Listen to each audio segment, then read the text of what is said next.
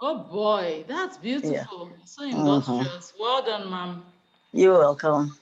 Thank you for joining us. And I'm just going to put the video up for a minute because I thought this meeting was starting at 3 o'clock, and Yes, I'm we're just starting. trying to Yes, get we're ready. starting immediately. So I'll just No, take. she thought 3 o'clock our time. Yes. Oh, that's 4 p.m. Nigeria time, right? Yeah. I thought it was three Yes. o'clock UK time, but Oh never my mind. Don't mind God. me. Sorry I think it's about the that. age. Okay. Don't No worry. problem. Our subsequent webinars would be specific about the time, Nigeria time. Please, yes. Thank you, Okay. ma'am. So I'll just You're welcome. 1 more minute. I would. Has anybody joining us again that wants to introduce him or herself? Ngozi, we've not heard from you. Ngozi, are you there? Hello, Ngozi. Yeah, I'm there. Good afternoon, everyone. Yeah, good afternoon. So tell us what you do, and basically, if I know you have been on the call, this is the extra session of the 12th session.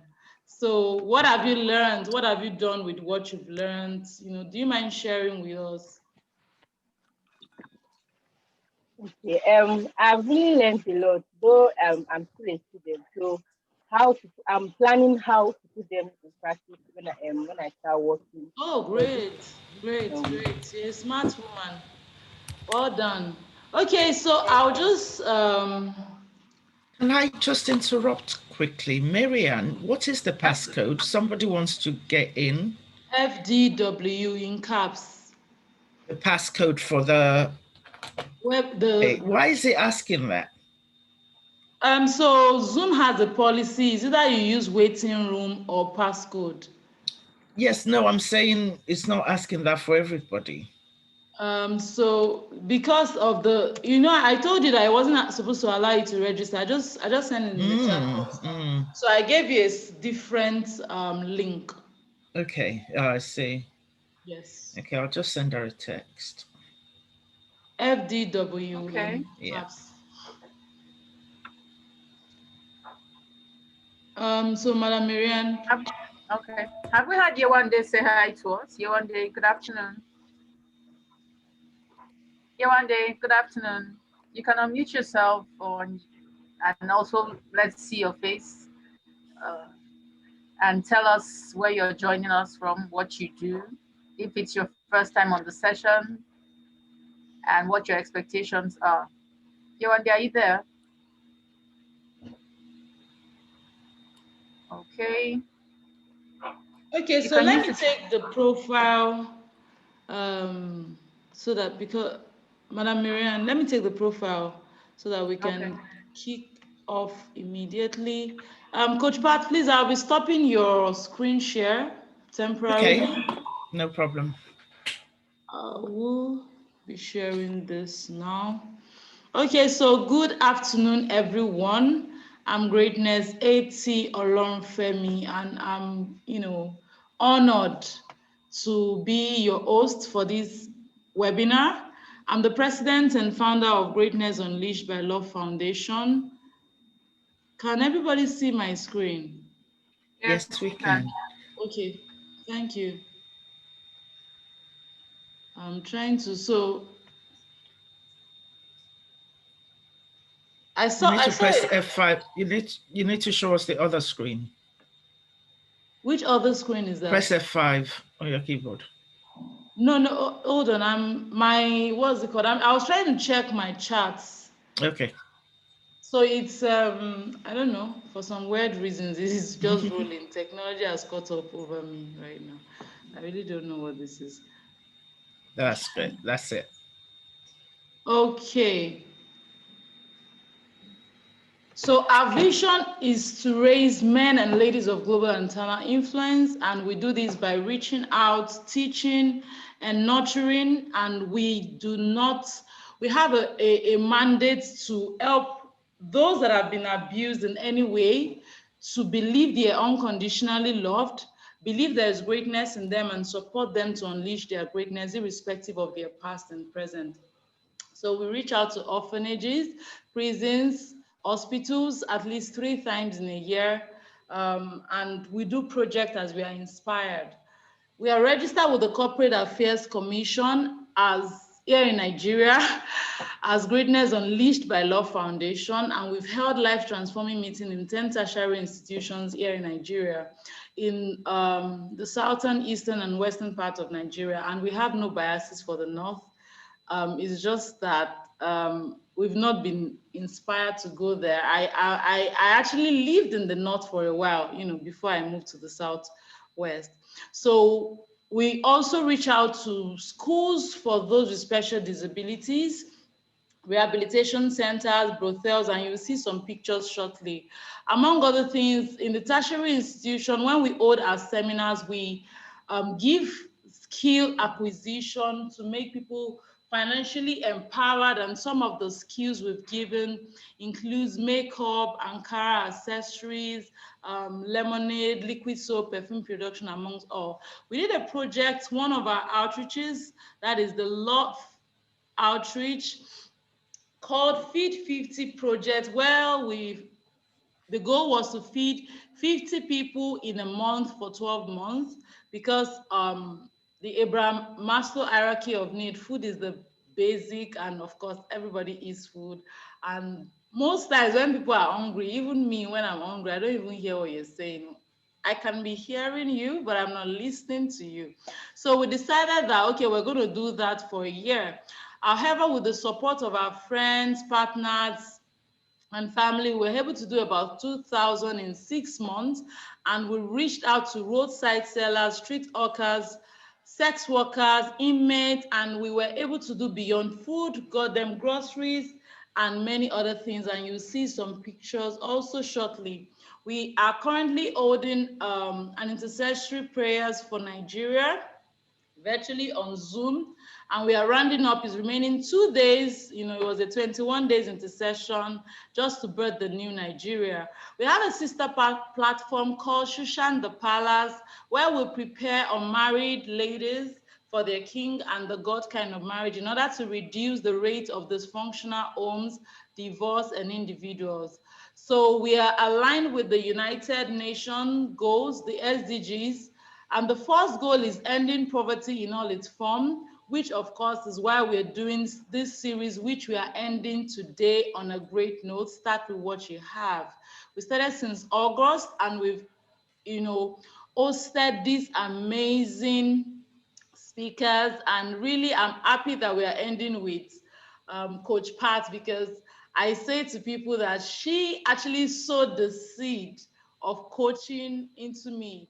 I'm sure when she came to Nigeria, maybe she didn't even know why she was coming. Maybe she was just like, okay, let me go and, just help Nigerians. And fortunately for me, I work in a coaching organization right now. I coach every day because I want to get better in that. So these are some of the skill acquisition that we have done. And the second goal is the zero hunger goal, which of course is why we did the Feed 50 project. And we want to upskill this to making a catering outfit in every tertiary institution, where we are not just empowering, feeding people, and there's really no income for the organization. So we want to empower people with jobs, as well as being able to feed people and run the organization without necessarily, I use the word begging, right? So these are some of the pictures from the Feed 50 project. The third is the good health and well-being, which we do in partnership with professional therapists, counselors, and coaches like Coach Pat. And, we are very particular about mental health and emotional health support. Our flagship program in every school, every tertiary institution we've been to, is making sweet lemonade out of your bitter lemons. And I'm currently writing a book on it, that everyone that gets my book, Rescued by Love, Why I Cancelled My Wedding, will get for free. The next goal is achieving gender equality and empowering women and girls. So you've heard about Shushan the Palace, and another thing we do to achieve that goal is the Love Sister program, where we do in secondary schools, where we teach life skills as well as emotional recovery technique to help ladies and girls know that you're not inferior to any gender. So these are some of the pictures of the projects we've done. And the last but not the least is reduced inequality, which help us to achieve inclusion by reaching out to those with special disabilities, School for the Blind, and we've done a number of projects for them. These are some of the pictures from some of our projects, our outreaches, and I want to say that we would love to connect with you on social media. This particular picture was, I remember this one on my extreme, this is my left, so yeah, sorry. You know, some of us, we still have to check our hand when we want to check greater than or less than or right or left. So this washing machine, I remember when we went to the orphanage, the orphanage had like 40 children, and I saw the woman washing the clothes, like if of like, how do you wash children's clothes? And you know, children would change clothes like 3 times in a day. So that was how I got inspired to do this project, to get a brand new washing machine for them. Thankfully, you know, then I was a core member, so I couldn't even vex and buy this washing machine. I had to ask people to support me. So we had someone, till today, I don't know who the person is. The person just called and told me to go and commission it. And I don't know who the person is, but at least I'm grateful that we have the support of those that help us to achieve our goals. So these are social media handles. Please do connect with us, and we'd like to get your support. That's why we don't charge for our programs. Please, if you want to support us, the Paystack link is for you to enter any amount you would like. And also, supporting is not just financially. You can support with your advisory service, your skills, maybe creating a website for us, anything that, or maybe you know how to structure a not-for-profit organization or a social enterprise. We'll be very, very grateful. At the end of this session, we would like to get your feedback. So the feedback link will be sent in the chat box. And thank you so much for taking out your Saturday to be a part of this. I'll be reading Coach Pat's profile right now so that you can be familiar with who Coach Pat is. So like I said, before I read the profile, the written profile, 2017, I came to Lagos. Are you really going to show them that? Yes, I am. No. So 2017, I came to Lagos, and I was just in that phase of, a young graduate just finishing NYSC and just looking for what's going to make me relevant. Yes, I was doing Greatness Foundation. People felt like, oh, you have it all together. And this man just chatted me on LinkedIn and saying, oh, I've followed you on LinkedIn. I've never seen you before, but I think coaching is something that you will love. So there's this woman that is coming from the UK to give a taster session, and he gave me the address. And I got there and I met this woman. I was like, okay, what is coaching all about? Like, what's this? So I encountered coaching for the first time with Coach Pat. And I want you to say thank you to her for coming to Nigeria to give us that session. Because when I left that job that made me to meet this man, and I was praying and I said, God, what do you want me to do to make wealth? And God said, coaching, speaking, and writing. So that's why we are here. Obviously, you know, this is the woman that's dropped that planted the seed, as we say in coaching, right? So she's a personal and executive corporate coach, an agile practitioner and DM coach, a business consultant, technical application, soft skills and apprentice trainer. She's a UK born to Nigerian parents. Pat was raised in Lagos, where she completed both her primary and secondary school education, after which she attended a boarding school in the UK. She lost her mom only a few years afterwards and has since stayed resident in the UK with frequent visits to Nigeria. In her over 25 years in corporate IT coaching. She's renowned for her unique teaching style, which encourages not only depth to the learning, but also ensures transferability of skills, making otherwise complicated technical terms easy to understand and usable in the workplace. Let me share what she did for me today. Earlier on today, she called me. I was really, really down, like, when you are drained. And she called and said, "You sound down." And I said, yeah, but I'm going to be fine. All these Margaret Thatcher girls now. I thought I was going to be fine. And she used a coaching technique for me, like, see me, I'm talking. I think my energy is better, right? I want response. Nobody's responding to me. Okay, so since It's a lot better when we thank spoke. you. Yes. Yeah, thank you. Okay, so she's felt a strong pull to provide people and businesses the support they need to develop a holistic and intentional manner, and has developed the inspired mindset, a personal development journey through coaching designed to help people live a life of purpose fully and powerfully. She's available for keynotes and motivational speeches, and will be launching her online conversations with Auntie Pat in the first quarter of 2021, discussing life issues plainly with inspired mind. Please unmute yourself and please let's celebrate our facilitator, my mentor. Like, this woman is powerful. Trust me, you experienced the coaching. I hope you've all downloaded the workbook. Welcome, Ma. Welcome, Ma. So excited to Thank have you you. very Welcome, Welcome. Coach Pat. Welcome, Coach Pat. Welcome. Wow. Wow, thank you. Thank you for the welcome. And greatness, honestly, you are setting me up, in a way that really puts me in a way that makes me want to be the very best that I can for people around me. You taught me how to do this. You taught me. Well, okay. I will try to live up to this big I don't even know what words to use now. I'll try to live up to it. And to be honest, there is a great deal that I want to cover. I'm a bit nervous now, like, okay, we really need to get started. So can I get started? Yes, you can. You can share your screen Yes. now. Okay. So welcome, everybody. The idea today is to take the limit off. Yes, so first, just to get us going, there is a little excerpt that I want to read to you from a book called Your Best Life Now. It was written by Warner Faith, and it goes, so this is verbatim. Years ago, You can't before see your screen. It's still the full screen.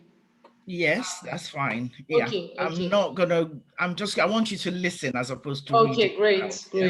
Thank you. So years ago, before transatlantic flight was common, a man wanted to travel to the United States from Europe.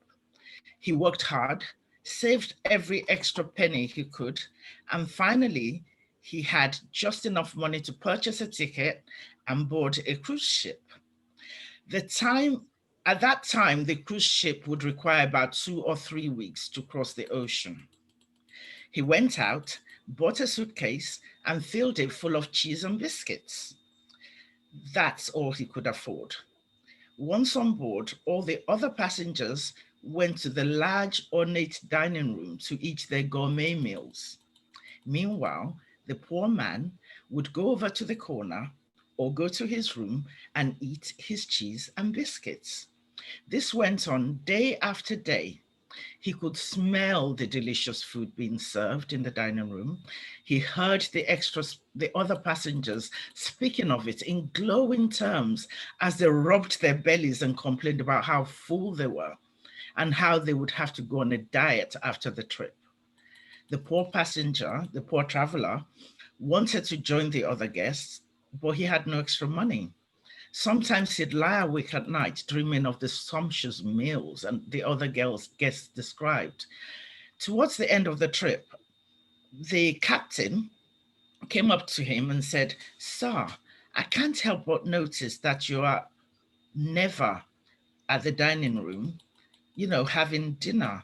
We hope everything is to your liking and we haven't left anything out." The traveler, his face flushed with embarrassment, and he said, "Well, to tell you the truth, I only had enough money to buy the ticket. I didn't have any extra money for fancy meals." The captain looked at him, shook his head, and said, "Sir, didn't you realize that the meals are included in the price of your ticket? Your meals have already been paid for." When I first heard that story, I couldn't help but think how many of us are in a similar situation to that naive traveler. Can you relate to that? Yeah.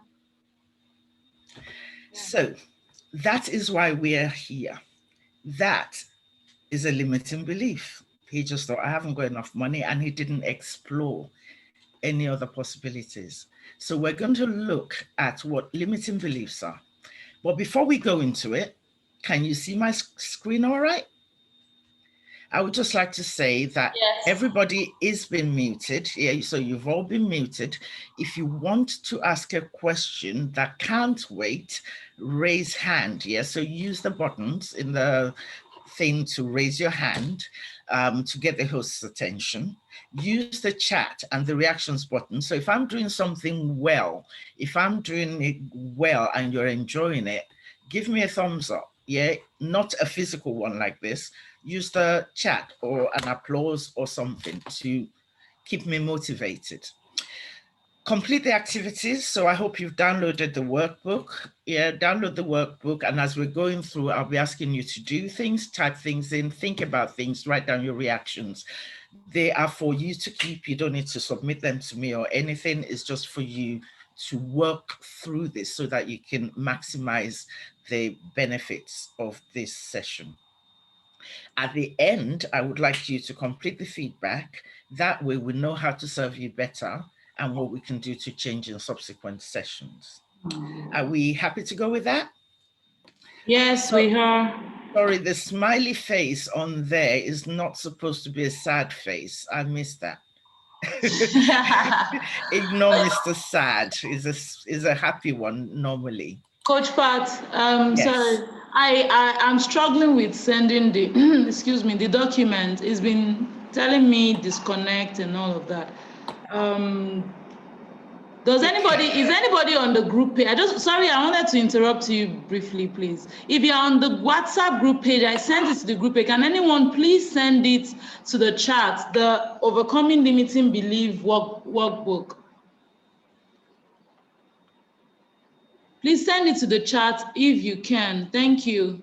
You can go ahead, ma. Okay, thank you. So what we're going to look at today, at the end of this session, you will understand what limiting beliefs are. I'm not going to say I'm hoping you understand. I am saying that you will understand what they are. You will be able to recognize it when you say it. You will learn some techniques to overcome them.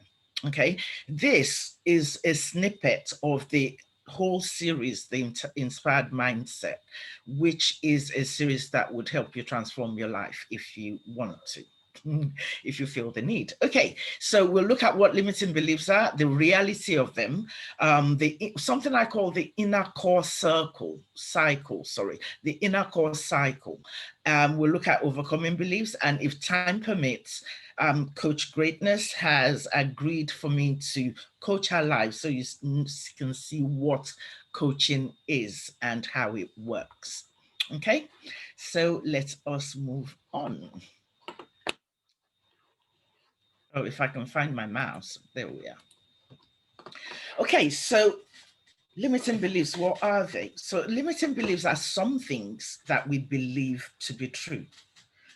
And just by believing them, we impoverish our lives as these beliefs limit us in some way. And because it does so, we will not think or do the things that it stops us from thinking or doing or saying. I'm going to give you a minute to just read that yourselves. Well, half a minute, maybe 20 seconds. So limiting beliefs are some things we believe to be true.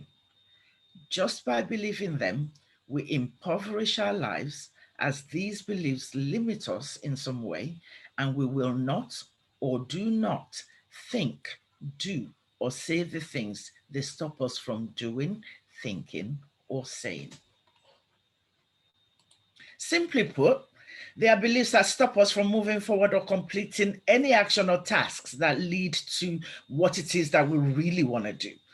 I want to be rich. However, I want to be pretty. I want to lose weight, but I can't lose weight. I can't exercise. I can't. Yeah.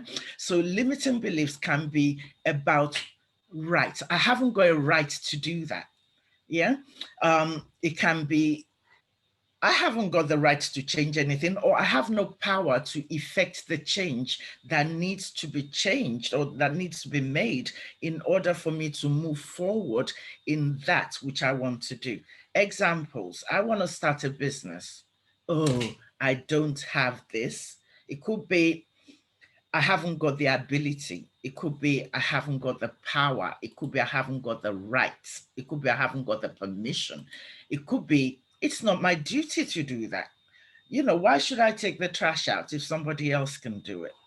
You know, why should I do this if there's an app for that? You know, so those are the kind of things that stop us from moving forward. Yeah. I don't know if anyone, if you can put things in the chat as to what you understand limiting beliefs to be in terms of what I've talked about now. So it could be, I am not good enough, or I am not free enough. I don't have enough time to do that. I don't, you know, it could be anything. Limiting beliefs are just, they could be excuses. They could be anything. Sometimes they are quite real. Oh, I'm so sorry. I'm so sorry. I moved the slide on. Right, so this is where we were.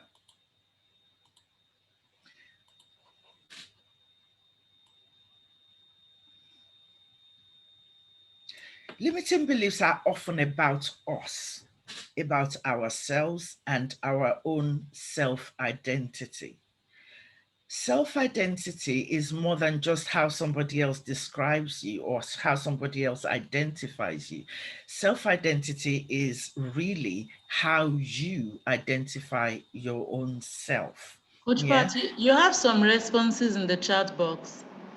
I have. Yes, Okay. to the question you asked them. And so someone, Itunu Omotayo says procrastination. Um, Galaxy A50, if you could please rename yourself, and if you are using your device name, if you can please rename it to your name, we appreciate that so we address you properly. So the person using the device Galaxy A50 says, I don't have enough resources to start. Yes, that is a limiting belief. Yes, that is a limited meal. Damola Baba Femi says, could be not having enough knowledge. That could also be it. So, Coach Greatness, if you, I don't know if anybody minds, we don't really need to give me their names, yeah. But yes, I'm loving the interaction. You know, it'll be quicker if you didn't say their names, I think, you know. So yes, so let's explore beliefs generally, yeah. Beliefs are things that we act upon without actually thinking about it. Yeah, we don't say, do I believe that chair can hold me before I plunk myself down on it? Do you see what I mean? We don't check our beliefs. What we usually check, what we need to check is our thoughts. Okay, so some limiting beliefs are, I do or I don't, as in this is just what I do. Or, oh no, I don't do that. I can't, or I just couldn't. I must or I mustn't. I am not, usually the I am or I am not are usually, I am not something enough. I am not educated enough. I am not smart enough. I am not thin enough or fat enough. You know, so usually the I am or I am not is usually finishes off with the word enough to minimize the impact of it for ourselves. Yeah. So these are what, now the last two, others are or others will. That is usually like, oh, others will think something of me, or this is the way other people will react if I do that. Usually it's when you're doing something that is not common and it's like, oh my gosh, how are people going to react to that? And you usually would say, they probably won't. If you take the view that they're not going to respond well, you probably won't do it. Yeah. And how the world works also just talks about, you know, it's what we understand. This is what happens in the world, you know, so therefore, why should this happen? Okay. So I'm glad from the chat that we are on the same page. So I'm going to move the slide on. So at this point, I would like you all to just think, what are your own self-limiting beliefs? It could be to do with self-creation, wealth creation. It could be to do with starting that business, losing or gaining weight or height, as the case may be. So it could be anything in there. Just write down one or two limiting beliefs in your workbook. I hope you've been able to drop it down. I can see in there, fear of failure is definitely one. Fear of ridicule, you know, somebody might ridicule me, and I don't have enough knowledge is another one that's in the chat. I don't have enough resources, procrastination, and all whatnot. So yes, we are on the same page. So I'm just going to give you a couple of seconds more to write down one or two self-limiting beliefs.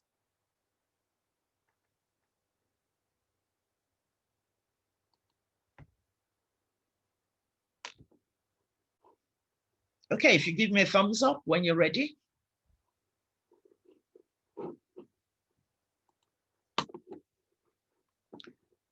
As in, give me a thumbs up so I can see your thumbs up in the group chat.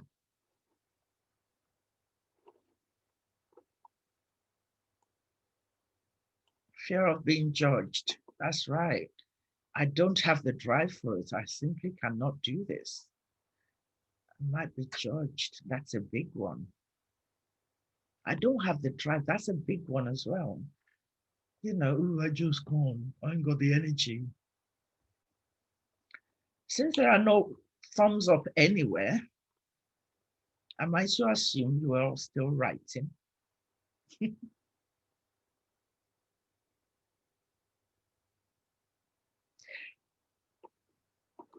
Ooh, I can see one in there. Thanks, Yolanda. Money is the root of all evil.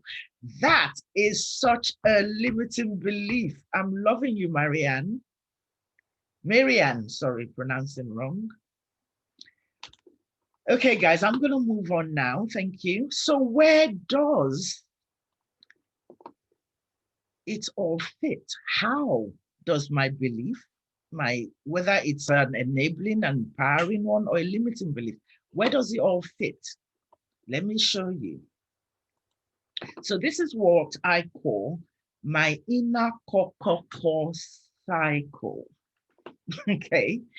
This shows how our beliefs, our systems, and our worldview, our internals, the things that are going on inside of us, how it affects our outcomes in life. Yeah. And it's a continuous cycle. So hear this. On the internal, on the inside of you, that's where your values lie. Yeah. If anyone knows how to define values, pop it in the group chat, but I will try and go over what values are. In fact, why not? I'm going to do it right now. Values are those things that we hold dear.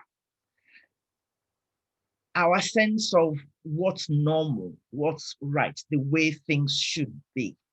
That is what your values are. It's how we decide on what we will do and what we will not do. Our values underpin our sense of right and wrong. If that makes any sense to anybody. If it doesn't, please let me know. Values are a bit difficult to explain. So I'm going to try and use an example. Yeah. For some, sorry, let me just say this one way first. To have something that is valuable to you is different from to have something valuable is different from what your values are. Yeah. My phone is valuable. There is a value to it. Yeah. If I lose it, I will have to cough up whatever that value is. Yeah. I will have to replace it because there will be a dent in my life because of it. Kind of, that could be a limiting belief. Yeah. But your value, yes, somebody said your values define who we are, and that is true. If your value, for instance, is, if one of your core values is, say, family, yeah, keeping family close, family must be close, that is your core values, that is just the way it is for you. Then if your 14-year-old decides that they want to go and live on their own, it probably won't sit right with you at all, even if all your senses say it's okay. Something will still make you say, that is not happening, not on my watch, because that is where your sense of, let me use another example. In the same scenario, that person whose value says family must be close would not be happy if their spouse decides to work overseas. You know, it will just be a little, they can handle it for a while, but they will not be completely settled because they will not be staying congruent and true to their values. Yeah, it is how we make decisions. Okay, so I'm going to move on, yet being true to yourself. So now, if you now look at your values, that says who you are. Your beliefs, this is what you believe. Let me talk about beliefs for a minute. Beliefs are not something that we examine before we do things, but we base our decisions, we have our thoughts, we choose what we choose in life based on the belief that we have. Okay, so if you believe that you are poor or broke, then chances are, if you had a bit of money, you will not spend it without carefully thinking about it. No, let me use a better example, the one that I used earlier. If you believed that the chair would hold you, we usually just sit on it without thinking. So we're not thinking of the belief that the chair will hold us, but we're acting on that belief. So I come to the chair, I plunk myself up, I plunk myself down on it, and that's fine because my belief system says chairs need to be sat on and there's no reason why it shouldn't hold me. However, if somebody planted a little thought in my head that said, ooh, that chair may not support your weight, or that chair may be broken, then the way I might either choose not to sit on it at all. Yes, so my decision, or I might sit on it, but very gingerly and not be comfortable. Yeah, expecting it to break every time. So your belief system is actually it feeds into the decisions that we make. Yet, is this making sense to everyone? It is at this, when I pause like that, I want to take something. Yes, it's making a lot of Thank sense. you. Thank you. Right. So your internals, your values, your beliefs, your worldview feeds into the decision. They determine the decisions that we make on a daily basis. They determine our thoughts and the tactics that we use to get things done, the choices we make on a minute by minute basis. Now, based on that, that now feeds into our behavior. Like I said earlier, if I feel like the chair is not going to hold my weight, then I probably won't sit at all or sit very gingerly. So it does affect the way I behave. Okay. Now, whatever behavior, whatever attitude that I put out into anything I'm doing is going to have a direct impact on the outcomes that I get. Do you agree? Yeah, okay, I can't see anybody and everybody is muted. So really please guys, use the reactions, yeah? I don't know if you know where to find it. It's got, if you just use reactions and give me, that's the one, yeah, those would be nice because then I can, I can see. Okay, so the behavior that we put forward because of our belief and because of the thoughts and the tactics and the choices we made will determine the outcomes that we get. Now, that action, the result of it, the outcome, sorry, the result of our actions is our outcome, and it would have an impact, and that would determine what we actually experience. Now, what we experience, if it's an extreme thing that we experience, either it is great joy or great sadness. Yeah. If it's somewhere in the middle, it doesn't make quite a big impact. If what we experience gives us a lot of joy, then in the evaluate stage, we process it and process it, and we keep having that feeling of joy, and that reinforces the belief that we had originally. Yeah, that reinforces that belief. And then going forward, our thoughts are now based more on that belief. Yeah, shall I give you an example? Okay, I'm going to give you an example anyway. So let's take an example. I have an example of somebody who is applying for a job. Okay, so we've got a young graduate.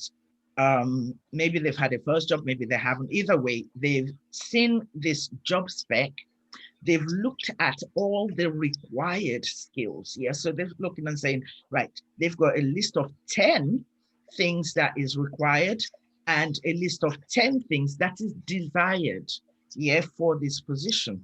Out of the 10 required, they've got 7, and the 7 is very strong. The remaining 3 is a bit weak, but hey, on the desired, they've got, I don't know, 5 out of the desired skills. Now, that's what they've got. They now go for they've been invited for an interview. Now, let's look at their internals, yeah? If they are thinking that I'm not good enough for this job, yeah, I'm taking a negative overview here. So they are thinking I'm not good enough for this job because I haven't ticked everything on the list. That is what they're thinking of.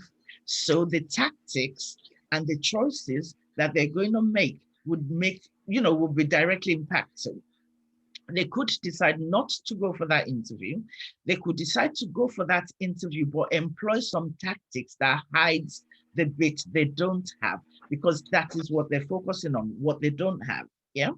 And then they would go to the interview thinking, I must not let them know the things I don't have. Yeah. So, because that's what they're focusing on, what I don't have. So as soon as they walk into the interview, well, whoever is interviewing them is going to read them and say, they are hiding something. That puts them, it puts their backs up. Cut the story short, the interviewee, the person who is applying, who is going for the interview, also has this attitude that saying, oh God, please don't let them. So it's focusing on the negative. Now, what happens as a result of that? They don't get the job. Yeah. That hurts them a lot, and they spend a lot of time thinking, oh my gosh, I knew it, I'm not good enough. That feeds back into I'm not good enough. It reinforces it, because now you have an example, or maybe several examples telling you you're not good enough. Make sense? I'm going to assume it does. I'm going to now take, thank you. I'm now going to take a positive or an empowering belief now. Yeah, the same scenario, the same graduate, the same set of skills. They've got 7 out of the, desired skills. No, sorry, required fields. They've got 5 of the desired. But this person, their belief system is, I'm good enough, I can learn. Yeah, so they go into this and they say, well, you know what? I'm just going to show them what I have, and I'm going to show them how quickly I can learn the bits that I don't have. They go into the interview a lot more confident with an attitude to say, hey, I am the best thing you've got here. If you don't take me, you're lost. That is their attitude. Yeah. People will see that as soon as they walk in, confidence level elevated. Yeah. They are smiling, they're confident, they're not thinking about what they don't have. And when somebody comes up with what they don't have, they respond with what they do have. Are you with me? I don't have that, but look, I can learn it because I've shown in the past that I can do this. Because I could do that, I could do this too. Yeah. What's the outcome? Positive. They got the job. Even if they don't get the job, they will be told, we're so sorry, we can't give it to you. There's somebody that's just got a little bit more. We wish we can, but if they don't take the job, we'll give it to you. Something like that. You come out of the experience feeling, you know what, whether I got the job or not, you know, I have put my best foot forward. Maybe that job isn't for me. Either way, you take a positive outlook on it. Yeah. And the more you evaluate it, the way you evaluate that experience is what forms the belief. Yeah. It's the thoughts that you think about what's happening to you that seals it as a belief. No one has ever told you before. I don't know how many of you are good at maths. Yeah. But those of you that are not good at maths, I'm sure that you're going to think, I'm sure somebody told you you're no good at some point. You did something and it was difficult for you. And whoever was teaching you tried to show you different ways. They failed. So they tell you, you failed. Hey, that's not your failure to take on at all. And that you didn't know that maths, okay? Or you haven't learned it yet. Is the way I go past that one. So let's look at how we can overcome these limiting beliefs. Okay, guys, do feel free to type. Oh my gosh, yes. Sorry, I haven't been looking at the chat. Yep, use that chat box. Okay, so what? Where do they come from? Where does this limiting belief come from? And are all beliefs limiting? I'll tell you what, there are some limiting beliefs that are actually good for us. Yeah, so let me just put that out there. Let me give you one. Fire burns. It's a fact. And it's a belief that stops us from getting burnt. So that is a good limiting belief. Yeah. Crossing cars can kill you. Moving cars can kill you. So it is a limiting belief that tells me to stop at the end of the road and check properly before I step on. So that is a limiting belief, but it is a good one. So what makes a limiting belief a bad limiting belief? Yeah. So we've got, are they good or are they bad? Some of them are good. Yeah, like I just explained. However, the fact that fire burns, yeah, it will be a limiting belief if you then say, I am never going to use fire again. Wouldn't you say? If because fire burns, I say I'm never going to use fire again. No, that is when it becomes a ridiculous limiting belief. Fire burns, yes, is a fact, but if I use it carefully, I can get the benefits of it whilst leaving it to be what it is. It is fire, it burns, okay? So is it a valid one or is it invalid? Every time you come across a belief that stops you, you need to stop yourself and say, actually, wait a minute, is this belief still valid? Because at some point, yes, you ate begiri and you threw up after. Does that mean begiri always makes you throw up? Sorry, for those of you who don't know begiri, who don't know what begiri is, you don't know what you're missing in your life. That's all I'm going to say about that. Okay. So some beliefs, some limiting beliefs are actually valid ones. Some are not. The problem is getting to know the difference. And for most of us, we err on the side of perceived beliefs that are not real. Yeah. Beliefs that we think, especially those ones that lie in the arena of other people will say or other people will think. We just think that. We cannot be in somebody's head to know what they think. Okay, so where do they come from? Well, some of them come from experience.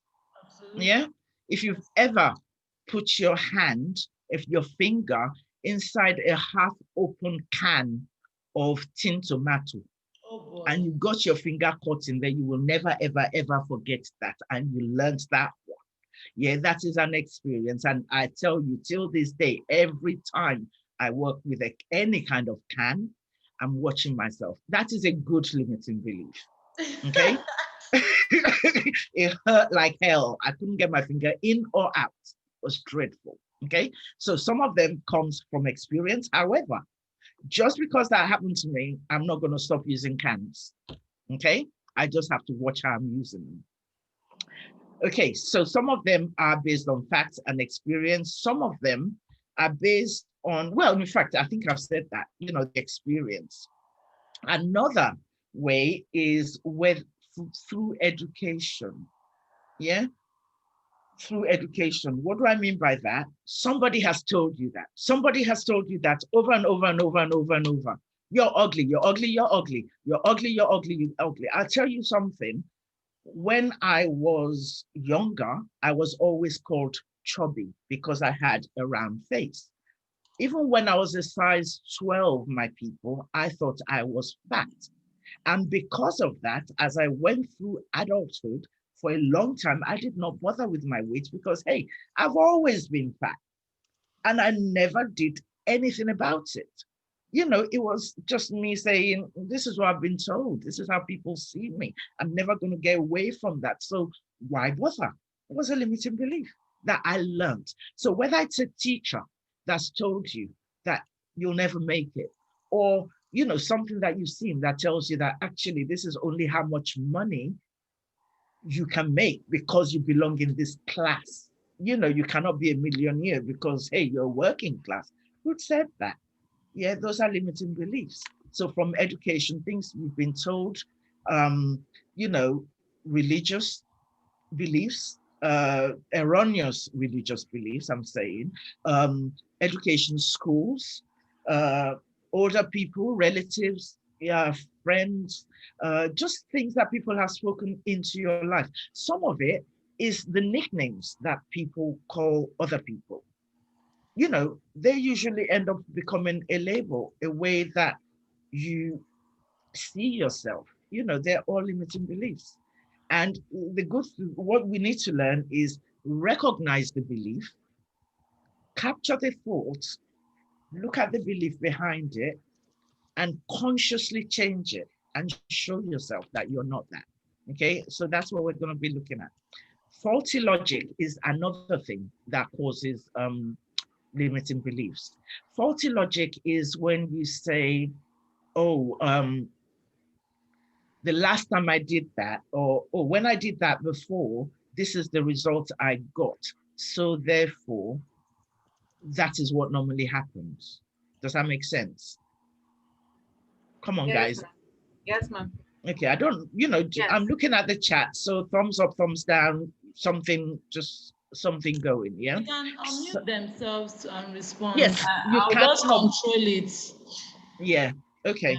You can unmute yourself and respond. It does help when you hear a bit of feedback, somebody saying something back.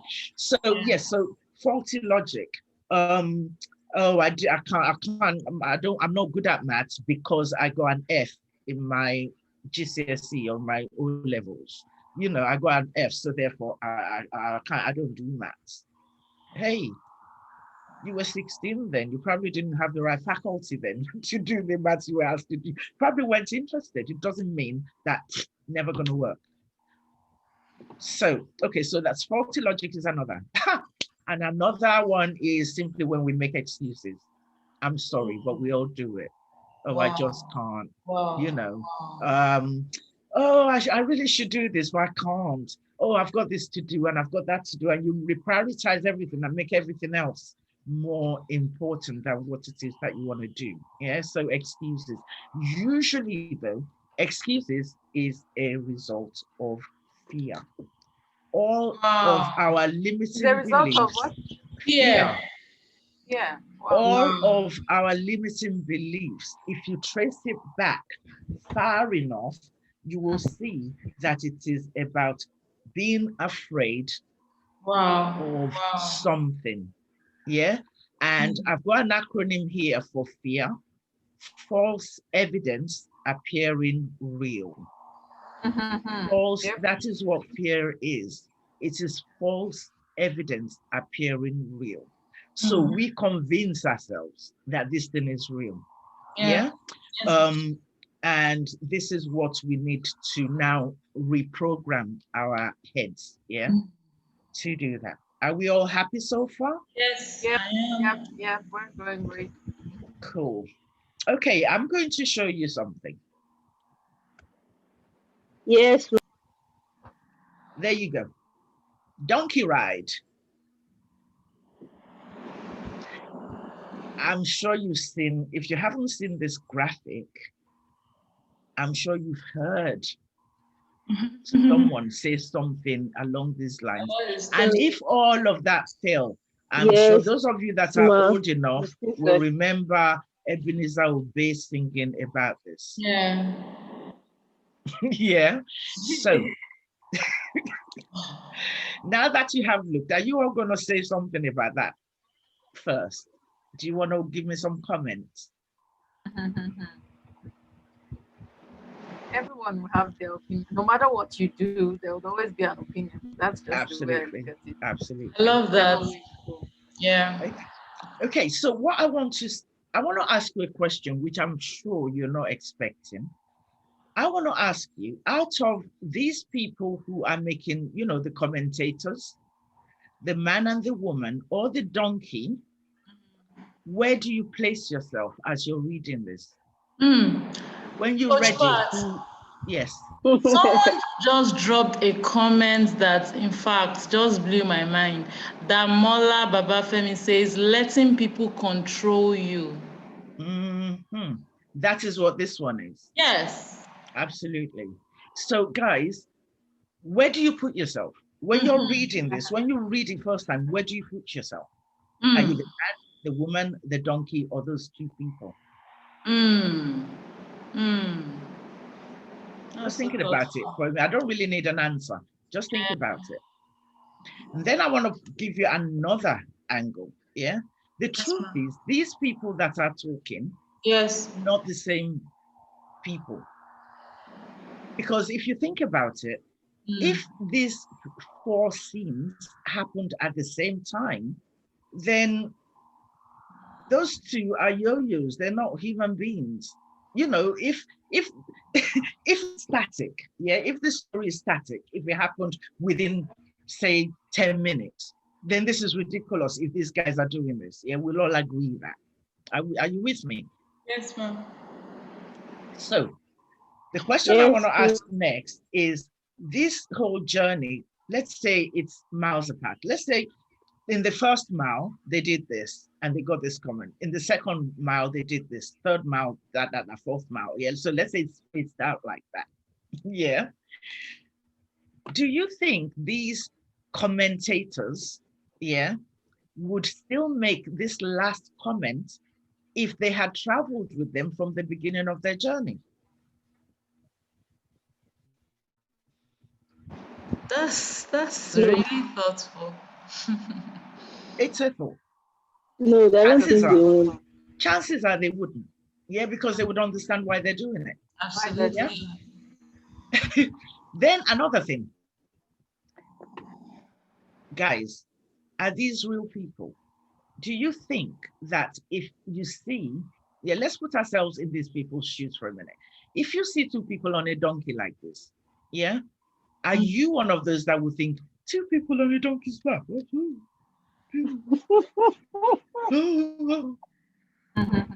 Also, do you think that these people are actually people outside of these? Do you think they're separate people? Look again. Are these? I looked at this and I thought, do you know what? These people don't exist. These are the thoughts in these people's minds. It has to be. Wow. It has to be. Oh Because my God. I have never been in a position where I would see any of these and say, ooh, media.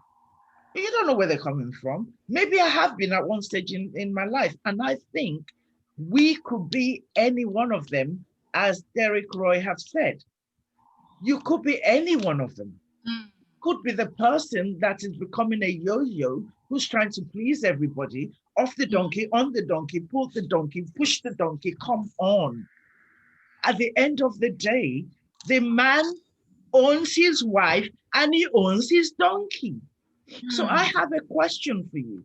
If you look in the workbook, I have said in there, what question or what thought would you allow yourself to have when you're looking at this picture? What thought would be liberating for you to have if you were any of these, whether you're the donkey, the man, the woman, or the commentators? What thought could you have to make you, what's the word? Non-judgmental, I suppose. Yes, that's the Because word. if you're, it's either judging yourself or not. These people are judging themselves. The man and the woman got on the donkey and thought, oh, poor animal. Oh, we better get off it. Maybe one of us should do it. Wow. Why am I the one walking? Why aren't you the one walking? You're the woman. Yeah, well, you're the older. Do you know what I mean? So I'm going to move on. This was just something that I thought of, and I thought, you know, this is typical of our thought process, yeah, how it impacts our actions and the Yes. outcomes that we get. Yeah. So if you found yourself starting something, stopping it, moving, going forward, one step forward, two steps backward, then you need to align yourself with your values. You need to look at your belief system, turn your limiting beliefs into empowering beliefs, you know, and step forward. So I hope that has been useful. So this is just bringing us back to the same cycle. Yeah. So your thought process, because we cannot and we don't usually examine our beliefs before we take actions. We don't examine our beliefs before we think thoughts. Thoughts come in, they go. Did you know? I can't remember the number now, but there is an astronomical amount of thoughts that pass through our heads in a minute. 2 billion. Oh, is it 2 billion? Yes. You know, it's too shocking for me to even think about. Yeah. So when you think about those thoughts are what you're thinking, and they are based on where your beliefs and your values lie and the way you see the world. And those thoughts are going to determine how you behave, your actions, your choices, all of that. Yeah. So in this, in overcoming limiting beliefs, what we're going to look at is, because, like I said, your beliefs, you don't sit there and think, what do I believe? You usually say, I'm not going to do that business, or I'm going to sell that, or I'm not going to be able to sell that, something like that. That is what you will think. And then you have to think, actually, is that limiting? And then think back to the belief that brought it on, and then change that, and then move forward again. Okay. So that's the process. So we've already talked about this, you know, how it shows up. It shows up when we procrastinate, when we're frustrated, we're restless, we're unfulfilled, we're stagnant, and a whole load. However, there's a positive side to it as well. Sometimes you just feel safe. You're safe, you're in control, you're predictable, you know what you're doing. So if that's where you are, I would say be careful, because if you're too comfortable, then you may have overstayed your welcome. It means you haven't got a passion, you haven't got fire, you haven't got anything pushing you. You're just in a place where you're safe and you are not living, you're existing. Okay, are we ready to look at how we can overcome overcome these limiting beliefs? Yes, I am. And I'm sure we Yes, have. ma. Yes, Okay, we are ma. all ready for this. Let's do it quickly because I've just been told I've got 20 minutes left. Okay, so overcoming limiting beliefs. I've just put this here for a reminder. So the first thing we need to do is isolate the belief. Okay, first, to isolate a belief, you have to catch the thought. What do I mean by catching the thought? Let's say I have an appointment to get to, and I'm looking and thinking, oh, it's at 2:00, and oh, I haven't done this, and it's 1:00 yet. Oh, I'm not going to make that. So let's just leave that. That's a limiting belief. When I say I can't make it, I'm not going to make it. Yeah, I'm not going. That's a limiting belief. So what you do is you say, really? Can I really not make it? Why would I think that I cannot make it? Do you know what I mean? And then you tell yourself, well, if I do this, do that, and you rearrange your thoughts, you rearrange what you're doing. And even if you then say, I'm not going to make it for 2:00, you can call in, yeah, and you can adjust the impact of that and still make the effort. Instead of, because if you tried, you might just make it. If you didn't try, you've given up. Yeah, so if you didn't try at all, that's a limiting belief. If you think, okay, I may not make it, but I'm going to put the effort in, Yeah. that is a positive belief that moves you closer to your goal. Okay, so you catch the thought, isolate the belief behind it. If it's a fear that, if I'm late, they're all going to laugh at me or they're going to ridicule me or whatever, then at least you faced it. That is what I'm afraid of, not being late. Okay, so that's the first thing. Catch the thought, isolate the belief, and then you want to find out, where did that belief come from? Where did that belief that says I'm not good enough, where did it come from? Is it fact or fiction? Did someone tell me that? There is this thing when I was growing up, if you're pregnant and you sit with your legs out, the belief is if somebody walks and crosses over, You give that birth to a child, child like the yeah, person. that child will look like that person. Yay. Interesting. I only heard You know, that as a student, as in primary school. I never thought of that when I was at any time of my pregnancy. exactly. Because But I figured it can't be real. well, when I was pregnant, real or not, when I was pregnant, if you want to, I The will not let conscience. you cross. Yes. Okay. And I sat Okay. there and I thought about it and I thought, where is the source of this belief? Is there any validity to it? And what I realized is, before you have a child, the way you sit and your consciousness with people around you using the same space as you is different from after you've had a child. Yeah. After you've had a child, your child is more likely going to trip over things, and if as a mother you haven't learned to pull your feet out of the way for your child to walk past, well then if your child falls, hit their head, break their head, and you go to hospital, it's your fault. So in my head, I've said, well, you know what? It is not real, but it has been said for this purpose, for safety, for training, for a young woman who is going to transition into becoming a mother. That is good training. Do you see what I mean? That's an interesting way. So you've got to think about so you've got to think about the belief, look at the source, evaluate it, look at it. Is it for real, or is it a false belief? If it is a false belief, let it go. If it has credential, hold on to it, but always use it accordingly. Yeah, be in charge of it. Once you've looked at the belief and you've determined that it is a false belief, then you have to form an empowering belief to take the place of it. Yeah. If you, let me see, you love to drink coffee. Yeah. So morning, noon, and night is coffee. The doctors now told you, back off away from the coffee. Yeah. What are you going to do? Just not drink at all? The best thing, because you have a habit, is to replace what you're drinking with something else. Drink water, drink green tea, drink whatever. But if you say you're not going to drink at all, anything hot, I give you 2 minutes and you'll be back on it. But if you replace it with something else, then you're still doing the habit, you're still doing it, only better for you. So form empowering and enabling beliefs. Okay, that's the next step. And that's not where it ends. Now, you've told yourself, I am confident. Yeah. Now you have to act as if you are Oh. confident. Yeah.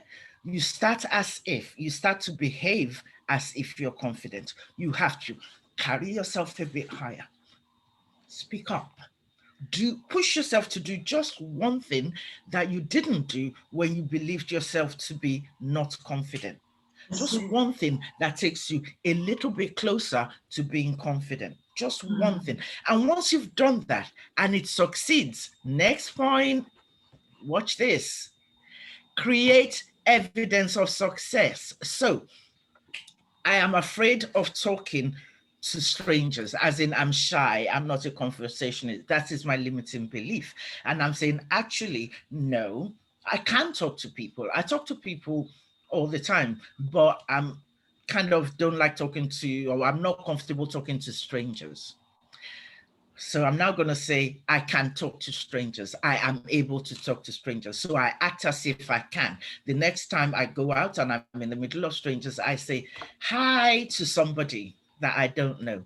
And they smile and they say hi back to me. I've started as if I'm confident or I can do that. Now, they've said hi back to me. I have to now say to myself, oh my God, it works. Oh my God, it works. Oh my God, it works. It works, it works, it works. Because by doing that, I am doing this evaluating bit that reinforces the belief that says, I can talk to strangers. So you take that, you hold on to it, you celebrate it, then you move forward, and the next person, you say a little bit more than hi. You now say, hi, how's your day going? Yeah. And they say, oh, nice, how is yours? And you come away from that conversation and goes, ha, I can talk to strangers. I can talk to strangers. Do you know what I mean? And then you just do it again and again, and you keep reinforcing until it moves from unconscious incompetence to unconscious competence. Not conscious, unconscious. Unconscious competence, you don't know that you don't know. Yeah? Yeah. And you need Um, to. Is conscious conscious, incompetence. wait. No, not conscious incompetence. You're moving from unconscious incompetence. You Yeah? didn't know you did not know. You don't know what you did not know. Yes. To, I know what I don't know. That's conscious incompetence. Okay, don't let me interrupt you. Don't worry. No, it's fine. To, from there, where do we go from there? Come on, unmute yourself. So we're moving from unconscious impulsion. I don't know what I don't know. Then conscious incompetent. That is, now I know what I don't know. What's the next one? So conscious competence. Yes, and then the last one is Unconscious competence. Thank you. Sorry, maybe I said that wrong, but I'm glad everybody got a bit of that now. Yes, so the more you do it, it becomes second nature to you. Thank you, Derek. Yeah, the more you do it, the more you don't think about it. You want to know him? Yes. I know him. Haha. So those are the 6 steps. Yeah.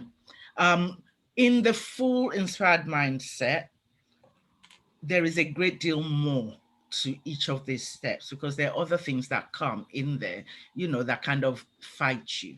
Okay, but we are going to try and because of time, I'm going to move on. So isolate the belief.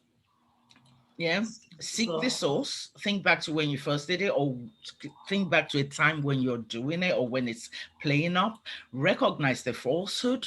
Yeah. And if it's not false, it will be false for that time. Yeah. So it might be a belief that is actually that has credential, but you just got to put it where it belongs. Yeah.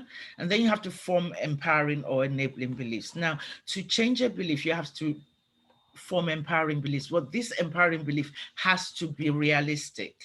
You cannot tell yourself right now, I'm a millionaire. That's lying. Yeah, that's lying because I'm not. So you can't lie to yourself and call that a realistic belief. Yeah, what you can say is, I can do this. If it's a skill that you learn, that you lack, yeah, in order to start up your business or whatever, then you can learn those skills. And the empowering belief will be, I can learn to become a millionaire. Yeah, I can learn to become an effective speaker. I can learn to do my job better. You know, that would be the empowering belief. And then you take the step to learn and you reinforce, oh my God, I'm learning it, I'm learning it, I'm learning it, I'm knowing it, I know it now, I'm getting better. Okay. So that is that. Now, something else I want to talk about on this empowering beliefs is, if your limiting belief was, I am stupid. Yeah. Let's say the word is, I'm stupid. Yeah. You cannot say that, your empowering belief cannot be, I am not stupid. Do you see what I mean? Your empowering belief, you cannot use that word stupid in your empowering belief. Yeah. So not A is not the same as B. Yeah. I'm not stupid is not the same as saying I am clever. Yeah. If I was to say, I'm going to say to all of you right now, do not think of a pink elephant. What have you just thought of? Pink elephant. Okay. Bottom line. If you say you're not stupid, you're still using the word stupid in relation That's to what you are yourself. becoming. Yeah. So don't do that. You have to use words like I can, or I am, or I'm becoming, or it's just what I do. It is who I am, that kind of thing. I don't know how many of you are Christians, and I am I'm always a bit reluctant to bring Christianity in it, but for me personally, I was able to form empowering beliefs that work for me because of my Christianity, because I've just taken just went back to check, what on earth did God say about me? What am I supposed to be believing? And when I look at that, I can usually, it makes it easy for me to pull on a belief that I can use to spur me on. Either way, whatever empowering belief, yeah, you cannot just say, my empowering belief is I'm not stupid. Like we've already said that, but you can't say I can do something. What I'm trying to say is, in order for an empowering belief to work, it needs to be reinforced. Yes. So you have to look at the belief and say, if I was to believe this, what would it make me able to do? And then you can then go and do that thing and reinforce that belief. Does that make sense? Yeah. Yeah. Yes, ma'am. Yes, it does. Cool. Yes, Yes, yes, it does. makes Cool. sense. Makes sense, but So when it comes to hi Blessing. hi, hi. Hi. So when you're thinking about creating an empowering belief, is one thing to not use the same word and just say, I'm not that, I'm not stupid. That's not going to work. Yeah. You have to say, right, why do I think because I cannot do that? I can do that. Therefore, I am not stupid. Does that make sense? Yes. I often used to call myself lazy. And my coach said to me, okay, tell me times when you haven't been lazy.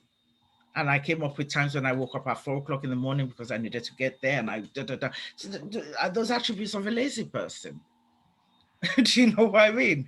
So it's a case of, you have to create a belief that can be reinforced, yeah, by your actions, and that's what makes a belief empowering.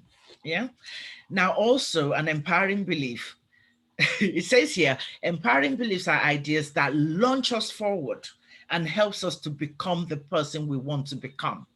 Empowering beliefs are freeing, they are encouraging, they are inclusive, and they nurture and uplift you. When we find ourselves harboring a limiting belief, we need to replace it with one that cultivates joy. it makes you want to jump up and go. You know, it makes you want to say, actually, there's nothing stopping me now. I'm just going to go. And I was feeling a bit overwhelmed the other day, and I was speaking to my brother. I'm going to slip this one in. And there is an empowering belief that empowered me years ago. Yeah, I was overwhelmed at that time. And a colleague of mine said, Pat, there is only one way to eat an elephant, in bite-sized chunks. Just take what you have to do in bite-sized chunks and do it. And it freed me, because all of a sudden I didn't feel like I had to do everything and I can just take it one after the other. And that was an empowering thing for me. Until recently, a couple of months back, I was feeling a bit overwhelmed. I called my dear brother and I said, my brother, I am feeling overwhelmed. I got to do this, I got to do that, da, da, da, da, da. And I rounded it up by finishing and saying, anyway, I guess there's only one way to eat an elephant, in bite-sized chunks, so I'm just going to keep going. And my brother said, sis, I love my brother. He went, sis, what makes you think you have to eat the elephant all by yourself? No, that wasn't even what he said. He said, what makes you think you have to eat the whole elephant? If you took a bite of the elephant, no one can say you haven't eaten an elephant. I don't know about you guys, but it was like a big chain was taken off of me. He said, you don't have to eat it all by yourself. No one said you have to eat it all now. No one said you have to eat it all by yourself. No one said you cannot be helped. No one said you have a limited time by which to do it. You know, eating an elephant, if you have one bite of an elephant, well, you're still eating an elephant. I don't know if that helps anybody, but I tell you, it was, for me, it was, what's the word? It shook me loose. You know, all of a sudden I thought, oh gosh, I can do that. You know, so I hope that has helped someone. Sometimes you have an enabling belief that becomes a limiting belief. Yeah, so at every stage, you've got to keep looking. It's a continuous process. You've got to keep renewing your mind, renew your mind, renew your mind every time. Okay, moving on. So SATASIF we've talked about, and create an evidence we've talked about. And one thing I would like to just talk about here. So basically, those 6 steps, yeah, if you look at it, we're starting from here. Capture your thought. Yeah, capture your thought. Change your mind about that thing that you believe. Make your choices and choose tactics that actually challenges that belief. Behave to challenge that belief. The outcome will be different. Your experience will be different.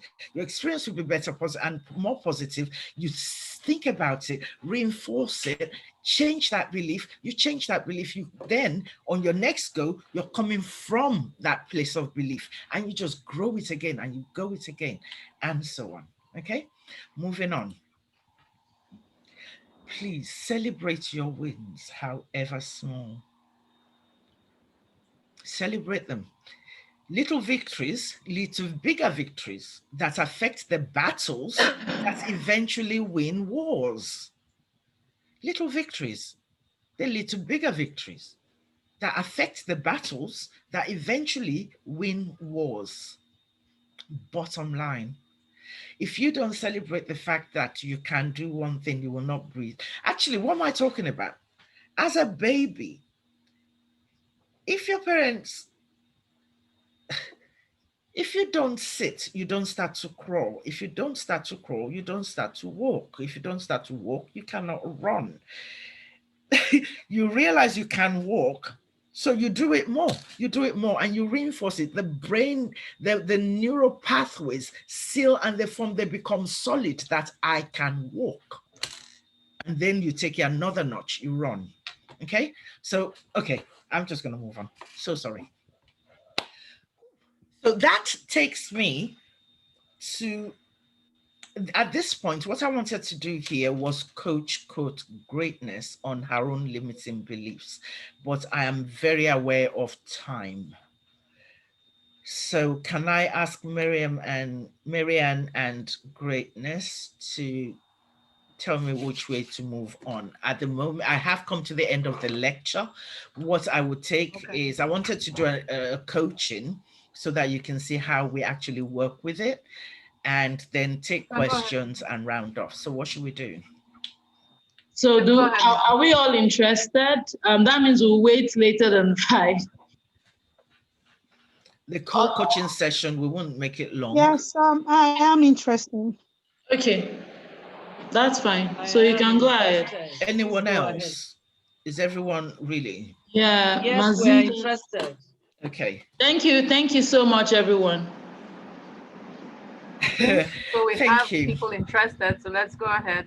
Okay, Yeah, so thumbs at up. this stage, I would like to ask everybody, please. Greatness is going to be sharing a bit of herself. Yeah, let's try not be judgmental. Let's try and keep everything in here and respect her, as in respect her life. Do you know what I mean? And greatness, I like to say, don't share anything that you're not happy for anybody to hear. You know, apart from that, I'm just going to use a coaching technique, which is usually just asking questions and making her think and question the belief. Yeah, so we'll do it. Hopefully it won't take too long. Okay, so Coach Greatness, can I see you? Yeah, my video is on. Can anyone see Yes. me? Yes, I can see you. Okay. Yes, I can see you. Okay, thank you. Okay, so what would you like to be I think coached you need on? to stop sharing your screen. Yeah. So that Okay. people can focus on both of us. Okay, yeah, that's it. So I have this challenge. I love to make money. I love to help people make money. Please, nobody should judge me, or she has given you one of the rules of coaching. However, I have this habit that a lot of people have, you know, yesterday people were still calling me that greatness, you cannot continue giving everything for free. You coach for free, you do everything for free, you do webinars for free, you have influence with these powerful people, and when you want to do webinar, you do it for free. So I really want to start earning I want to start making money. And so when you were talking, some answers came to me. So I discovered that one of the reasons why I give everything for free is because I believe that in order to make impact, I have to give everything for free.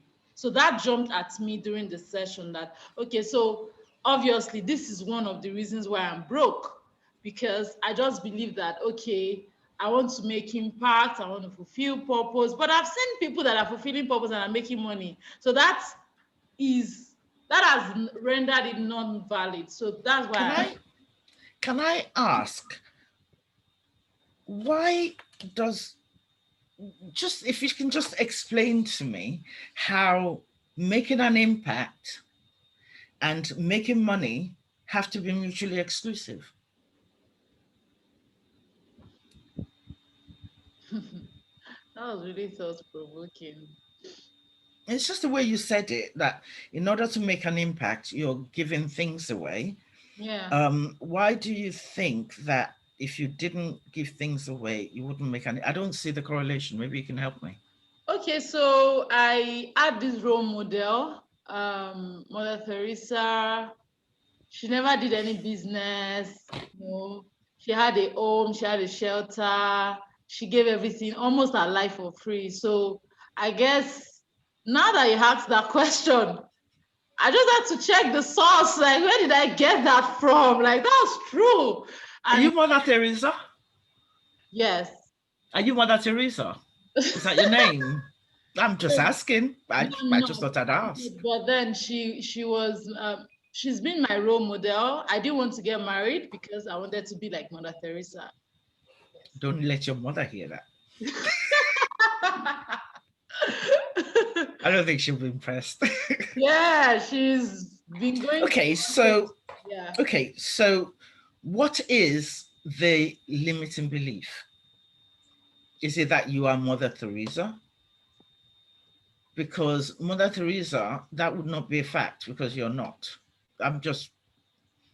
So, okay, what is the feeling that you get when you're giving things away in order to make an impact? How does it make you feel? Fulfilled. I feel fulfilled, You sincerely. feel fulfilled. Yes. Okay. So what's wrong with that? If you're feeling But completely I'm fulfilled, broke. so you're not 100% fulfilled then. Is that right? Because it doesn't tick all your boxes, does it? You're right. No, I've not thought about it that way. Okay, talk to me. So Yeah. tell me again, how do you feel when you're giving things away, when when you're broke, when you're giving away your products instead of selling your products? I think that's what we're talking about, right? I'm happy. Sincerely, I'm happy I'm able to help. Sincerely. Okay. Now within me, I'm happy, I'm fulfilled that yes, I'm living, I'm, translating my potential, I'm unleashing my potential, right? I'm unleashing my greatness, like we say, in our organization. However, I still feel like, but I can be paid. So why Okay. am I not being paid? Okay. So from what we've talked about, it sounds like one of your values is to help people. And Yes, it's a value. It's a good value. service and selflessness are my core values because I never knew that values had correlation with limiting belief. This session made me to know that. So my Okay. core value, I have 5 values. My highest value is selflessness, service to Okay. God, service to humanity. Okay. Okay. Can you define what selflessness means to you? Okay, so that's another challenge because selflessness to me means not charging people for what you can give for free. Can I say something there? Yeah. Not charging people actually is just not charging people. Selflessness is being selfless. I'm sorry, they're two different things. You don't see them as different things. No. Okay, look at it this way. Look at it this way. If you're not being, hang on. If I give you something I don't need, something that is worthless to me, am I still being selfless? No, you're not.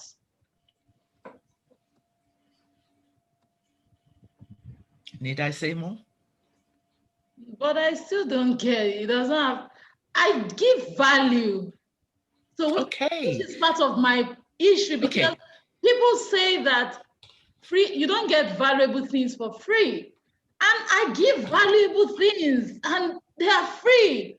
So really, Okay. what's the challenge? Okay. I'm going to go to the other section. So earlier, when we talked about us doing this, you said to me, I feel selfish when I try and sell my book. Yes. Yeah. So one thing is you want to work on your selflessness, but you need to put a line between being selfless, yeah, and not being able to help people. You want to help people and you want to be selfless. So it looks to me that you've got two values That are that are conflicting. yes. It is not so much a limiting belief, it is conflicting values. On the one hand, you want to give. On the other hand, I want to live my you want to help, and on the other hand, you want to be able, you want to be in a position to serve. Does yes. that make sense? Very yes, correct. So if you were to rethink the whole giving your book away for free, a book that is valuable, you use the word valuable, yeah, the book has value. So how many times have you appreciated someone for going outside your house, picking up a piece of stone, coming to you and say, here, No. okay, what if I give you a pen? Thanks. How would you value it? Yeah, thanks. If I gave you a diamond, how would you value that? Ah, now Why? you know my Why? Why? is of immense value. Because you know the value of it. Mm-hmm. I could have given you a pen that actually is made of, on the inside, is lined with sapphires and diamonds and stuff, but just because I said a pen. Yeah. So what I'm trying to say is, if you give your book away to somebody who doesn't appreciate the value of it, whether you give it away for free or not, whether you're being selfless or not, they're not going to acquire the value. They're not going to get the value of it. So instead of thinking, I'm being selfish by charging for it, how could you change your view? How could you change the way you are looking at your giving? What kind of thoughts could you have? I'm giving value to you, so I should be paid. And how, no, it's not about you being paid. It's not about you. Think about the person who's receiving it. How are they going to know the value? In the world we live in, everything is valued by how much it costs to get it, how much sweat went into getting it. That is how value is, you know. And why did you write the book? Why did you write it? To transform lives, To transform lives. marriages, heal families. If you gave it to someone that didn't read it, are you transforming their life? No. So let's go back to the next time you're going to handle handing over a book next time. When you're about to sell your book, what is the thought that you're going to have now?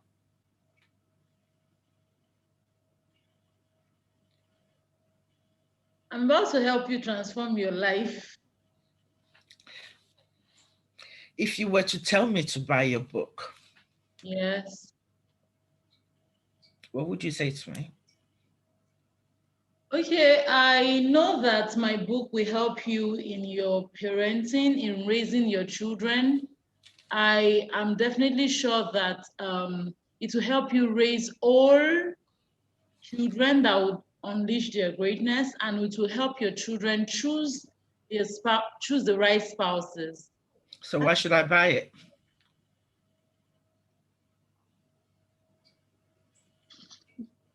Now I'm stuck. What happens when you need a computer, yeah, and you go to the shop? What makes you buy one as opposed to do without? I tell them what I want. It's not about them. Why would you put your hand in your pocket, take your hard-earned cash and give it to someone in exchange for something? What have you done? You've placed a value on it. Yes. You've placed a value on it. If you cannot place a value on your work, how is anybody else going to value it? Especially when it's a book. Yeah? You can give someone a book, they can take it home. If they don't actually open it, it's valueless. Does that make sense? Yeah. Yes, but it still doesn't answer my question. And I think... Tell me what your question is now. Because I'm not really coaching you, we're having a discussion. I gave you too many answers for this to be coaching. Okay. Because I'm conscious of time, that's why. Yes, I want us to answer the questions of those, because some people... Yes, let's go. We can take Okay, this. but sorry, can I just step in? Yes, sure. Okay, if I meant to think another way some of the questions, or to help answer some of the questions you were asking, because of course, it's easier for us who are listening to think.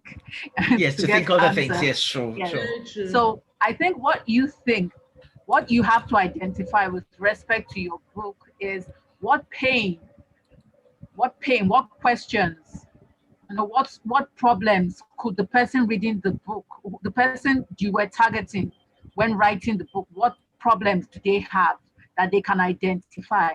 You understand? So when you're identifying those questions, do you think that you know yourself? Do you think that you know what to look out for when you're about getting married? Those type of things. There are questions in people's head that need to be answered. So those are the things that you will have to identify and use as the selling point, or the points that need to be your book answered. Your book is the solution to those questions. So I just thought about that line. Thank you. So that's just. Thank you, Mary. And Okay. does anyone else want to? Can I say something? Yes. Yeah. But you're very, very correct. You've given her more answers than you're supposed to as a coach. Yes, I was conscious of time. That's why. Yes. Yeah. But what she needs to, Greatness. Greatness, what you've not identified, because this is beyond coaching now, what you have not put together is the time. That's why Pat is asking you about going to the shop and buying a computer and exchanging that computer with money. Yeah. What about the time you have invested in writing that book? You could have been doing something else. Yes. What has it cost you to write that book? How do you make your money from writing another book, or from maintaining? How can you add value? Yeah. So I'm sure you understand what Pat is trying to do, but you're making her ask you give you more answers than acting as a coach, Yes. I sincerely. Thank you, Blessing. Thank you. I'm grateful, but sincerely, I wouldn't want to stretch her if I. Yes, I understand. See, for example, I decided that I will never give my book for free. The major things that I give for free are my coaching sessions, trainings and webinars and all of that. My book, I don't think I've given my book for free to any. It's only one person I gave it for free, or I give it as complimentary copies to people that I think have influence. Yeah, but it's the way you feel when you do it. You feel selfish. It is not an empowering feeling. And in order to turn that around, you need to think about how much value you place on the book, how much value you place on yourself, how much value you place on your own time, and what value is it going to add to the person who's using it. If you don't value it, then giving it away, okay, you yourself are saying it's not worth much.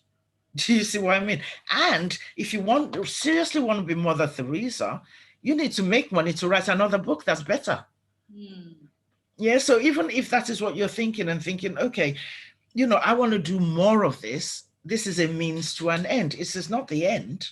It's just a means to an end. It's a means to help you. So you've got to keep your focus on the goal, and when you keep your focus on the goal, it would map your ground. Sorry, it has turned into an advice, and so we're not doing. Sorry, guys. The whole idea of this was supposed to be coaching. Yes. I'm going to stop now, and I want to take some. I just wanted to see the coaching aspect, but you wanted to see the coaching. Blessing, how about I coach you? I'm good. Or I get you to supervise one of my, or to get you to look in on one of my coaching sessions.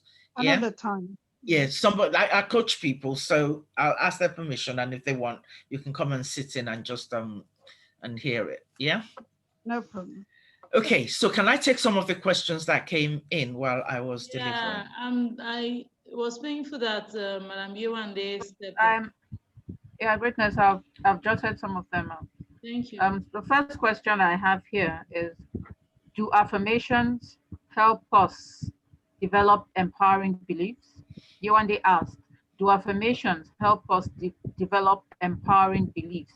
Did you get the question, ma'am? Yes, I did. When you form an empowering belief, I mean, I don't know what you all think, but let's move this quickly. When you form an empowering belief, you form that belief, but it has to be in your thoughts. Yeah. So for instance, I am not lazy. Yeah. When I see myself or act, when I feel myself or see myself thinking or acting lazy, I have to bring back whatever belief it is that spurs me on. Yeah. I'm going to assume most of us are Christians in there. One of the things that a lot of Christians say is, I can do all things through Christ who strengthens me. If you don't believe that, you can say that from now till eternity. If you believe that, you know, if you've made it a part of you and you've told yourself how you can surrender these things, you know, and how you can just say, okay, I can't do this, but you can. Do you know what I mean? And just take a deep breath and step forward confidently, like you can do it. But you still have to remind yourself. So yes, a lot of people use a lot of positive affirmations. I went through a time in my life when I really needed this, and I had a lot of them dotted around. Do you see what I mean? I just write, you know, I can, you know, or I tell myself, remember to add yet to the end of anything I can't do. So I can't make jollof rice for 50 people yet. Yes. Yeah, so I'm telling myself, yes, I can't do it yet. I will learn to do it. I will be able to do it. Yeah, so yes, affirmations do help because it brings it into your thought. It allows you to use that thought to determine what comes next. Next question. Okay, the next question is, and the last so far, Abidemi asked, for someone who is not good at talking, that's marketing, and has sort of tried to overcome it, but to no avail. She's asking, can it be attributed to a limiting belief? Okay, Let me take there the was, do you question want to clear, or I report? should Yeah, take it again? it's clear unless somebody, unless other, say it again so other people can hear it for sure. Okay. The question is, for someone who is not good at talking, marketing actually, and has sort of tried to overcome it, but to no avail, can it be attributed to a limiting belief? Okay, that whole sentence, yeah, if I want to use the actual words that they used, yeah, number one, they said they are not good at something. That I could say, just that phrase and the way they did. Now, they've also said they have tried. You see, one of the things I did for myself was remove the word try from my dictionary. I don't like to say I'm going to try to do something. I tell myself I'm going to do it. I may not do it as good as, but I'm going to. So there were two things I pointed out there. One was a not good at doing something, and however much they've tried or they've sort of tried was the other thing in there. Now, it is not necessarily, it is a limiting belief if you know that you haven't got the skills required to do something. You haven't got the marketing skills. You don't have the know-how. Yes, it is limiting because you don't have the know-how, but the fact that you can learn means you can have an empowering belief that says, I don't know how to do this yet, or I don't know how to do this yet, and I'm going to go and try, or I can learn to do this, or I can get better at this. Or you could say, I don't know how to do it. I am not interested in learning. However, I'm not going to let the fact that I cannot do marketing stop me from achieving my goals. How else can I do it, is what you'll be thinking. I can't do it yet. I don't know how to do it. I'm not interested in learning. I'm going to go and find somebody who can do it for me. Does that make sense? Sometimes you just have to accept that I'm not interested. I'm just not interested. Yeah. And then find another way around it. Okay. But when you say, I don't know how to do it, I've tried and I still can't do it, I give up. That is when the belief becomes limiting because it stops you from going forward. Make sense? Yes. I hope that Makes a lot of answers sense. the question. Yes. Yes, it does.